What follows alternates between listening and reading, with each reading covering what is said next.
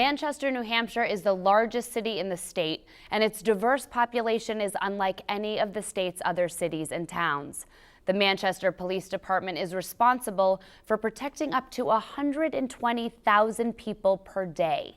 I'm Jenny Johnson for Comcast Newsmakers at the New Hampshire Institute of Politics at St. Anselm College. Manchester Police Department Chief David Mera joins me. Chief, welcome to the program. Glad to be here. All right, so talk about some of the changes that you've seen during your tenure. I know you've been here a long time with the Manchester Police Department. I started in 1986, and at that time, if you needed an interpreter, it was typically a French interpreter, and that was to deal with French-Canadian citizens who didn't speak English.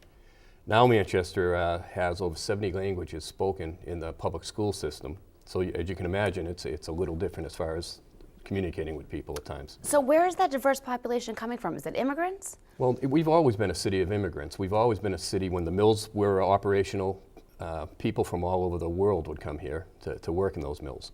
And it's still a lot of opportunity in Manchester, and we're also a refugee center.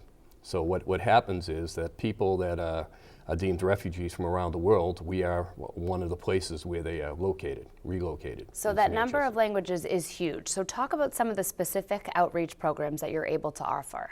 One of the first things we do when somebody comes into the country and locates in Manchester is we want to reach out to those people. Where they're coming from war-torn places, and they don't have that great of a level of trust with the police departments where they're from.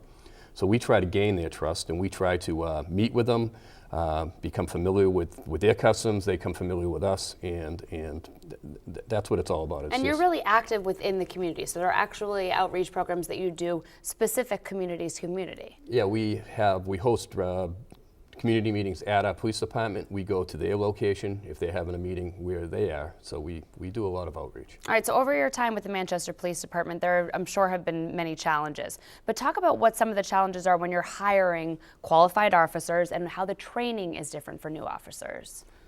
Well, if you look at the awesome responsibility a police officer has, a police officer can affect a person's lives in so many ways.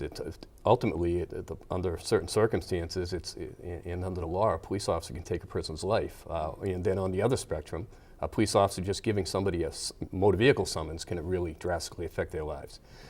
So we want to make sure we have the right person. So what we do is we go through a process where you take a written test, you pass a written test, you take a physical agility test, you take a psych test, a medical test, we do a background, and then you have to take a polygraph test.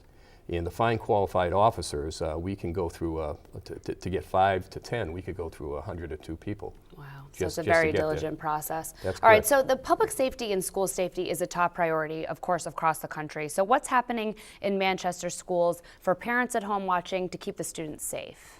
Well, we have a school resource officer, a police officer in all of our high schools, in all of our middle schools. Wow.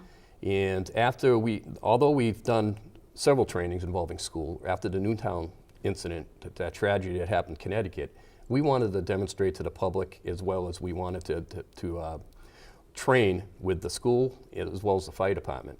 And so what we did is we had a mock drill that kind of mirrored what had happened in Newtown, to assure people that we are prepared if something like that happens, and that we do train for such a circumstance with the understanding we hope it never happens, of course. And it seems like you've done a great job with showing that you are the police department that can protect, but you're also the police department that people can reach out to and feel safe interacting with. It's very important to us because we have to police everybody in the community, and everybody needs to know that we are their police department. Well, Chief, thank you so much for being here today. Well, thanks for inviting me. Thank you for watching this week's Comcast Newsmakers. I'm Jenny Johnson.